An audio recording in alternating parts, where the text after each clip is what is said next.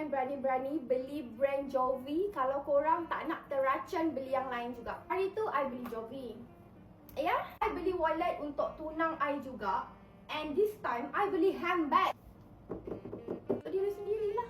Nak buat hantaran. Macam lama lagi lah unboxing together. Sebab kita nak excited sama-sama. Are you ready?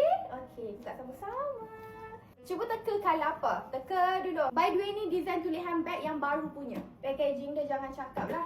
Memang win. Ala-ala macam you beli bread harga ribu-ribu. Tak mampu lagi nak beli ribu-ribu, beli yang ni dulu. Ready? Satu, dua, tiga. Tada! Cantik, Masya Allah. I suka. I ambil colour ni sebab senang nak matching dengan banyak baju. Baju maroon ke, hijau ke, purple ke kan. Oh my god. I grab this bag sebab terletak babe. Ya, the cutting sumpah cantik. Nampak tak tu?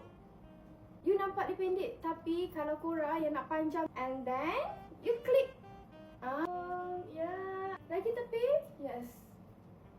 Oh my god. Kalau you letak dekat atas meja pun dia terletak elok. Tak ada klepek-klepek lembik-lembik, tidak. Memang nampak kemas. Wanita-wanita independent. Serius I cakap, kalau korang nak buat hantaran, korang nak bagi hadiah, tolong grab. Buat hati awak tu dah gaji. Share-share lah video ni. Bagi-bagi hint ke. Awak yang lelaki tengok tu, belilah untuk buah hati. Takkan tengok je kita pakai.